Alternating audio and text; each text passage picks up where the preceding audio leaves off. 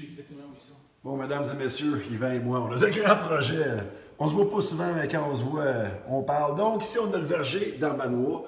Je vous ai dit qu'on s'en venait voir. Moi, je m'en viens acheter des noix de noyer noires et non pas de noyer cendré. Noyer noir, ça a un goût qui est incroyable, très aromatique. Puis, il y a une historique quand même intéressante au niveau médicinal. Les Chinois ont souvent utilisé les feuilles. Ça a des propriétés très astringentes. Puis, c'est bon pour beaucoup d'affections de la peau. Ils l'ont aussi beaucoup utilisé pour les troubles digestifs. Les Amérindiens aussi au niveau dépuratif, laxatif. Les herboristes, eux, les Amérindiens prenaient plus les écorces des noyers natifs d'ici, donc le noyer cendré et le noyer noir, tandis que les herboristes, ils prennent le brou, et non pas la broue, n'est-ce pas, Yvan? Le brou de la noix, qui, elle, est antiseptique et antifongique. On y confère des propriétés antimicrobiennes, antifongiques, antibactériennes. Vous prenez ça avec un grain de sel, mesdames et messieurs. Je ne suis pas un professionnel. On est vraiment des passionnés. Lui, il est bien plus professionnel que moi. Mais en termes médicinaux, toujours valider l'information. Votre santé est entre vos mains. Mais au niveau préventif, cependant, mangez les noix de noyer noir et pas mal n'importe quelle noix. Mais noyer noir, spécialement, est très huileuse. Beaucoup d'acides gras, dont les oméga-3 et oméga-6. Donc, en stratégie médicinale préventive, ça peut être bon pour le niveau cardiovasculaire et coronarien. Donc, pour le cœur, autrement dit, la circulation sanguine, on sait que du bon gras, c'est excellent, mais encore une fois, trop, c'est comme pas assez. Trop de gras dans le sang, ça vient figer le sang, ça vient à donner des troubles. Donc, on y va avec la logique des choses. Je pense pas que tu peux te boire 1 litre de l'huile parce que tu dis que c'est bon. Ça te prendrait combien de noix pour donner ça? Maintenant, on va aller pour ce qu'on est ici, le côté aromatique qui est à découvrir, mesdames et messieurs. Et non seulement ça, vous voyez le verger, tout est biologique, aucun agent chimique de rajouter. Et pour ça, pour vous parler de cette valeur aromatique-là, du noyer cendré ou du noyer plutôt noir, pour cette fois-ci, nul autre que notre spécialiste en chef, mon prof, votre prof Québec, nul autre qu'Yvan Perrault.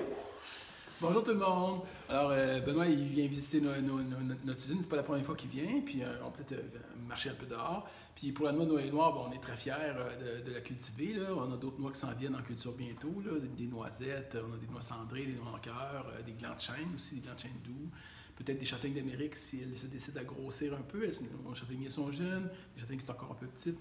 Puis, évidemment, nous, on tend à vendre les noix en écale ou hors écale. Là. Benoît va acheter tantôt des noix sorties de l'écale, sorties de la nouvelle trieuse que mon frère Alain a acheté, là, puis qui a commencé à apprivoiser seulement il y a quelques mois. Fait que ça fait baisser le coût des noix prêtes à manger, ça, les noix de noyer noir, on est bien content de ça. Puis, on a commencé à valoriser des produits secondaires de la noix, par exemple les écales, puis les petits morceaux de chair qui sont pognés dans les écales. On a des nouveautés là, qui s'en viennent, là, on en est bien fiers. Comme une bière qui va être faite avec les écales cassées en petits sable, là, avec des petits morceaux de noix pognés dedans. Là. Il y avait 2 possibilités de produits dérivés avec ça, soit de donner en moulé aux poules. Il y a personne qui a encore fait ça au Québec, puis on hésite à le faire parce que peut-être que les poules vont s'étrangler avec ça. Mais les poules ont besoin de manger des roches pour les mettre dans leur gosier. Là. On fait une bière. C'est-à-dire que mon frère, Alain, il a trouvé un contact à l'alchimiste, puis ils achètent nos noix cassées en poudre avec les écales en poudre, puis ils font une bière qui vient de sortir en production, on en est très fiers. C'est avec l'alchimiste.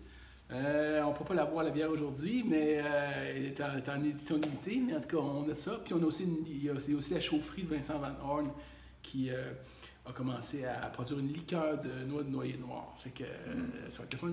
Il appelle la Henri G.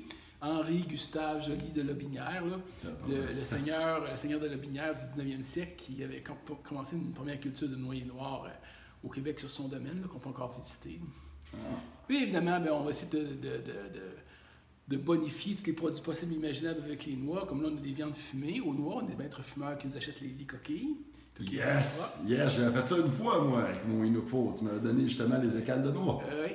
Puis aussi, là, on va essayer de trouver des choses à faire avec les brous. Le brou, fait qu'on peut peut-être aller fumer notre tas de brou que j'ai disposé dans le verger. C'est fascinant, mais en cosmétique, en produits médicinaux, puis en fabrication d'alcool, le brou, les enveloppes végétales vertes des noix, quand elles sont fraîches ou quand elles sont passées date, là, puis un peu fondues, devenues noires, il y a différents produits à sortir avec ça. Mais là, on est intéressé au goût du noyer noir. Parlons au Québec, parce qu'ils peuvent en acheter ici, finalement. Oui, d'ailleurs, on va juste dans la salle ici, dans la salle de... Maître ici, grand gamelle, on vous suit. Ici, on voit notre production de cette année, à l'exception de quelques bassins, là, comme par exemple, ça, c'est de la noix de noyer cendré qui date de l'année passée, mais qui est encore excellente. OK, donc, est-ce que je peux t'acheter de ces noyers-là? Kim, ça, c'est... Attends un peu. C'est une noix de Grenoble que mon frère Alain a été chercher en Ontario OK. il y a quelques semaines. OK, mais là, tu as toutes sortes de noix, là. Oh, mesdames et messieurs, ça va me coûter cher, je crois. Il y a de la bonne noix cendrée. La noix de beurre, ça, hein? La noix de beurre, oui. Puis ce qui est fascinant, c'est dans ce bassin-là, là, je sais pas si on pourra voir ça à l'écran. Mettons, là, regardez ça, là. Comme ça. Bon, oups. Ouais. Ici, là, dans ma main, ici... On dirait des morilles noires. Ouais, ça, c'est une noix de noyer cendrée, une noix longue, alias noix de beurre, mais c'est une variété sélectionnée, peut-être un peu hybride, parce qu'elle est lisse. Si on la casse, il y a des morceaux, des cerneaux comestibles à l'intérieur qui vont se dégager plus facilement, qui vont être plus charnus que dans la noix noyer cendrée indigène du Québec. Okay. On le voit toute la différence entre les deux. Celle-là est comme plus comme hérissée sur son pourtour. Puis plus de relief. Oui, plus de relief. Mais vous voyez, c'est ça qu'on les distingue principalement. Ah, intéressant. Je ne savais pas que tu avais du noyer cendré. Ça, mesdames et messieurs, jusqu'à 60% de gras. C'est pas par hasard. Pas de gras, mais d'huile dedans. C'est pour ça qu'on l'appelle la noix de beurre. Elle est remplie, je crois, c'est une des noix qui en possède le plus sur la planète. Pas 100% sûr, c'est vérifiable comme information, mais le noyer cendré, qui est appelé à disparaître, malheureusement. Hein? Oui, appelé à disparaître, le noyer cendré indigène du Québec, trop sensible au chancre noir, là, un champignon là, qui se loge dedans, finit par le ronger de l'intérieur dans un processus qui peut s'étendre sur une quinzaine d'années. Souvent, on plante un arbre. Cette noix-là, mettons qu'elle serait fraîche, je la planterais en terre, là. Elle se transformerait en arbre, puis les premières années où elle donnerait les premières noix, l'arbre serait en train de mourir. Fait que on déconseille aux gens de planter ça. En attendant, on opte pour des variétés probablement résistantes à ce chancre-là, des variétés hybrides. Là, ils ont différents noms de variétés, là. Beckwith, Boot, Chamberlain, etc. Là, Beckwith, Boot, Bear Creek. Et d'autres. En tout cas, il y en a. Il y en a pas mal. Puis regardez ici, on voit les différences de variétés. Ah, si voir, elle est grosse. Vous voyez, c'est une noix de noyer cendré. C'est la même espèce de noix, la Juglans cinerea, des noix de noyer cendré, mais de variétés différentes, c'est clair. On le voit par la forme de la coquille. Oui, OK. Donc, noyer cendré, là, c'est des noix en cœur, ça? Non, ça, c'est des noix en cœur, bravo. Fait qu'ici, on a des noix en cœur. Les noix en cœur, c'est un mélange de noyer noir d'ici et noyer noir du Japon. Du Japon, oui. Okay. J'ai eu ça une fois, mais j'ai l'impression que c'est très, très proche de la noix du Japon. Mais la vraie noix du Japon, comme je l'ai vu, là, est petite, rouge, puis presque complètement dénuée de gras. Est-ce que ça pousse ici au verger? Ça pousse ici au verger. On en a cueilli à peu près ça l'année passée. OK. À peu près cette quantité-là. On l'a tout vendu, évidemment. Puis ça, c'est Alain qui l'a acheté en Ontario cette année, parce que cette année, on ne l'a pas eu pantoute. OK. On a eu un printemps trop difficile avec les températures identiques, puis la pollinisation a été trop... Bien, on l'a vu, hein, l'année passée en Gaspésie, c'était rempli de noisetiers à long bec, et cette année, fuck all. Zéro, rien, nada. Donc, et Yvan l'avait expliqué par probablement le printemps qu'on a eu, probablement un taux de pollinisation faible. Puis ici, c'est fascinant, on a des noix de noyer de cendré hybride ultime de la variété Mitchell, de variété Mitchell.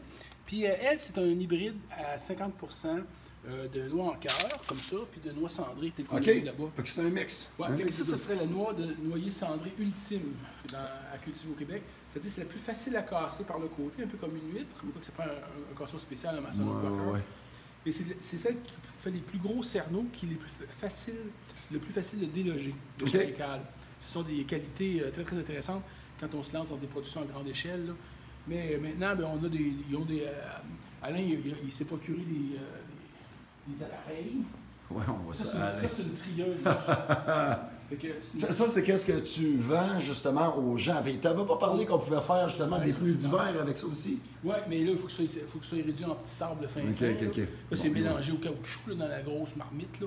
Puis ça peut être aussi employé au sablage au jet. Mais pour l'instant, c'est intéressant. On sauve une étape, on sauve le broyage en poudre, puis on les vend comme ça au maître fumeur. Puis ça donne un bon petit goût aux viandes. Là. Moi, j'ai goûté un saumon fumé qui était fumé avec ça, puis ça paraissait, là, il y avait une petite touche. La subtilité, ta boîte à... Okay. Ouais. Parce que moi, je n'avais pas vraiment vu, mais moi, évidemment, C'est mélangé avec beaucoup, vous me connaissez, le cerisier, puis j'ai beaucoup d'érable et surtout du hêtre par chez nous. Donc, c'est sûr que les écales, on ne pouvait peut-être pas distinguer exactement la saveur que ça a, mais je serais très curieux de voir une viande qui est seulement cuite ou fumée au brasier de ces noix-là. Ce serait très intéressant et ça dégage du BTU en esti, mesdames et messieurs.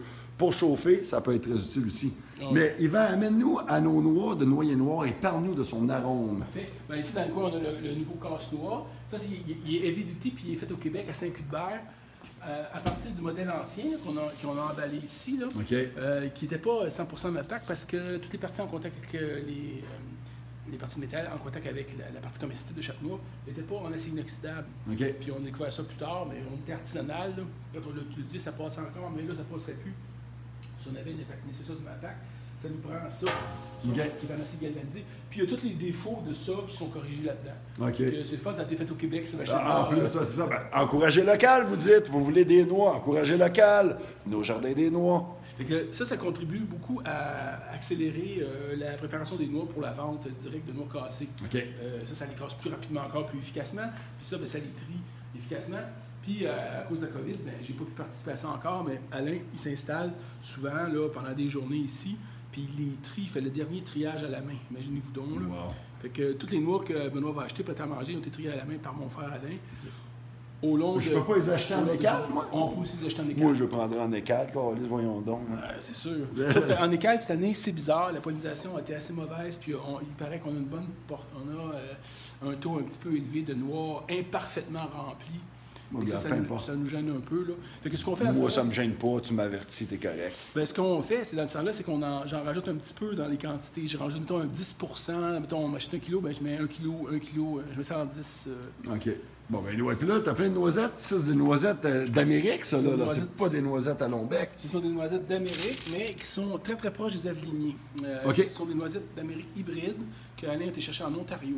OK, fait que c'est toutes des noix qui ont été cherchées, finalement. Ouais. Nous, on a quelques noisettiers qui vont produire des noisettes grosses comme ça, mais ici au Québec, elles n'ont pas tendance à être pleines à chaque fois. OK. C'est un peu embêtant de produire des noisettes avec une aussi grosse écale puis aussi peu de chair parce qu'il n'y a pas assez d'unités thermiques dans l'été québécois moyen pour remplir des si grosses écales de plein de chair. Est-ce que c'est possible que je t'en achète de ça? Oui, c'est possible aussi. Parce que, mesdames et messieurs, il y a une chose que je peux vous dire, c'est que, bon, Yvan et moi, on a tout le temps des idées, et dans les dernières années, je me suis dit, en tant que bon élève, apprenti sorcier, pour devenir comme Gargamel, hein, grand, pour Grand Schtroumpf, il est sympathique, mais Gargamel, parce que il a une petite allure un peu de Gargamel, chasseur de champignons qui sont des Schtroumpfs, donc je l'appelle Gargamel.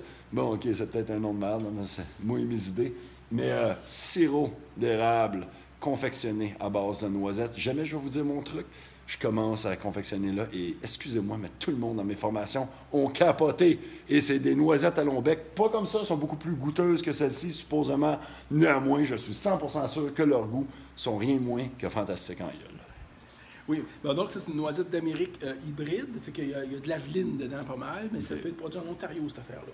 Puis nous, ce qu'on a, c'est des noisettes qui ressemblent à ça, mais qui sont un peu plus petites. Mais on a aussi des noisettes à long bec, bien sûr. On a de la misère à les cueillir à temps avant les écureuils. Là. Puis on a ça qui s'en vient. Là. On a quand même 4000 noisetiers qui sont en train de grandir. Puis un jour, on aura des bacs pleins comme ça de nos noisettes. Pour l'instant, c'est des noisettes de l'Ontario qu'on a fait venir là, pour satisfaire aux demandes des clients qui vont se présenter à la boutique à partir de mai prochain. Hein. On ouvre la boutique à la toute fin mai, puis on ferme à la toute fin octobre avec notre merveilleuse employée, là, Josée Desrosiers, là, qui est au fourneau, qui cuisine un peu les noix, là, avec des recettes, des épices, tout ça, qui les vend fraîches, bien sûr. Puis, mais à un moment donné, on manquerait de noix. Puis les noix qui tombent à l'automne, là, comme l'automne 2020, ils ne sont pas prêtes à manger en automne 2020 ou même à Noël 2020, sauf quelques exceptions comme la noisette. Elle serait prête à manger à partir d'à peu près maintenant, puis même à Noël, ce serait mieux. Là. Puis la noisette, la noix cendrée là-bas, là, quand elle est fraîche de l'automne, on peut la manger à partir du mois de Noël à peu près, ou plus tôt. Le temps qu'elle sèche, à l'intérieur, la partie charnue qu'on mange, là, au début, c'est pas sympathique, hein? C'est mou, puis ça goûte la pomme de terre crue. OK. Fait que, pour qu'elle devienne un peu plus dure, mais qu'elle développe ses arômes, ça va prendre jusqu'à 5 mois de séchage de la température de la pièce. Puis nous, même, on leur donne un premier séchage dans une machine. Là. Ça enlève à peu près 70% de leur humidité intérieure. Il faut que ça en perde 85% pour devenir délicieux. Et que c'est le temps qui fait ça. Mais un jour, on aura tellement de noix, on espère que la boutique va être ouverte à l'année. Il va y avoir un roulement. Oui, mais c'est ça. Chaque business, ça prend le début. Hein? On va toujours avoir assez de noix pour s'étirer sur un an au complet. Puis la récolte suivante va enchaîner sur... mais pour l'instant, notre récolte... Fait que c'est ça. Là, on a des bacs pleins de bonnes noix de noyer noir. Toutes les autres bacs qui sont partagés, là, c'est des noyers noirs produites ici. Okay. Mais la récolte a été relativement faible cette année par rapport à l'année passée. Mais même à ça, ça monte, ça redescend un peu, mais la tendance générale, hein, c'est que la production augmente. Un jour, on en aura beaucoup, puis on pourra avoir du roulement, puis on pourra vraiment en livrer aussi. Bon, OK, passons à notre noix avant qu'on n'ait plus de place. La fameuse noix dont je vous parlais, qui est, elle, ici, le noyer noir, mesdames et messieurs. Regardez, pas mal plus ronde et ressemble d'autant plus à une noix de Grenoble que le noyer cendré. C'est dans la même famille, en fait. C'est un noyer de Grenoble qui donne une noix de Grenoble. Nous, ici, au Québec natif, c'est bien plus natif au sud, mais ça pousse quand même. Noyer noir. Yvan? Puis ici, on a différentes variétés. On voit ici une variété qui s'appelle la PPG4F3, je crois. Là. Ça peut être la spéciale. Puis ici, on a une variété qui est plus mince et longue, la variété Emoca. Fait que les variétés dans l'espèce dite noyer noir, on les distingue par les formes d'écale. Moi, j'aime bien ces deux variétés-là parce qu'elles sont particulièrement charnues au niveau de leurs cerneaux. Des cerneaux charnus, faciles à extraire après un premier cassage, là. Contrairement à d'autres variétés, comme une variété horrible qu'on appelle Féral, qui fait des cerneaux très, très fortement imbriqués à l'intérieur des structures complexes de chaque noix. Et que c'est plus de travail, les extraire. Okay. Mais avec le casse-noix et la trieuse, là, le travail est beaucoup simplifié. Là. Puis un jour, on va encore perfectionner ces procédés-là. Puis ça va faire toujours baisser le prix de la noix là, le plus possible pour que ça se démocratise. Hein, parce que nos noix, ils sont un peu chers. Oui, mais regarde, chaque chose en son temps. Puis mais vas-y, ils sont chers. Mais mesdames et messieurs, il y a une raison aussi. On va vous parler du goût. C'est l'arôme qui attire le monde. Le goût de ça est vraiment incroyable. C'est très, très chargé en gras, comme Benoît l'a dit, mais c'est aussi très savoureux. Il y a des arômes de fromage bleu là-dedans, un peu de pomme verte, surtout pour notre variété C3, là, qui est particulièrement goûteuse à ce niveau-là. Puis évidemment, ça goûte la noix, un peu le miel. Ça a des arômes même de bleuet, de mûre des fois. Fait qu'il y a des arômes très complexes. Puis aussi, la noix de noyer noir, on aime bien la cuisiner. La cuisiner, là, est imbattable. Jamais la noix de Grenoble va à côté de ça, cuisiner. Moi, je peux vous dire, par expérience personnelle, la première fois qu'il m'a vu presque m'arracher les cheveux. Je capotais, c'est vraiment très, très bon. Et même mon frère qui fait du pain, vous l'avez vu dernièrement avec la farine de quenouille. Mon gars, c'est en tabarnak la farine de quenouille. Ouais. En tout cas, on a eu bien du plaisir. Mais moi, je veux voir un pain, pollen de pain, avec noyer noir. C'est sûr que c'est bon. Et comme il a mentionné, il y en a qui goûtent le fromage bleu. Parfois, c'est plus le bleuet et la pomme verte. C'est fucking débile avec le côté noix de Grenoble, mais vraiment distingué. Donc, oui, tu payes un certain prix pour. Oui, il faut que tu travailles pour extraire la noix, à moins que tu vas du côté plus facile, tu vas payer un peu plus cher pour tes noix. Mais au niveau du goût, c'est une expérience que je conseille à tous, Québec. Et pour ça, vous contactez Yvan au Jardin des Noix. Vous pouvez aller voir leur site en ligne. C'est quoi? C'est aujardindesnoix.com? aujardindesnoix.com à Saint-Ambroise-de-Culter. Vous écrivez un courriel, là, puis là, si ça vous tente de passer cet hiver, on va vous arranger ça. Vous nous dites quand vous avez envie de passer. Sinon, nous, on négocie si ça nous adonne. Ça nous adonne souvent. Moi, j'habite à côté quand même. Là. J'ai juste une porte à passer. Là. Mais des fois, je suis pas là, par exemple. Là, mais c'est ça. Fait que, puis, on est officiellement ouvert là, les jeudis, vendredis, samedis, dimanches, de la fin mai à la fin octobre, début novembre.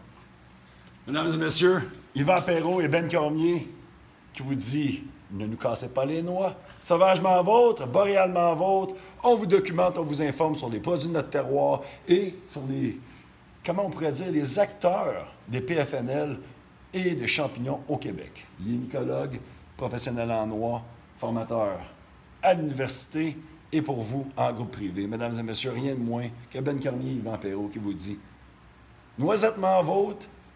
Comment on pourrait dire ça? Noyément vôtre. Salut bien. Noyeusement vôtre. Noyeusement vôtre. Joyeux. Je vais vous dire comment ça. Joyeuse fête. C'est quoi? C'est Merry Crisis and Happy New Fear, bitches. Salut.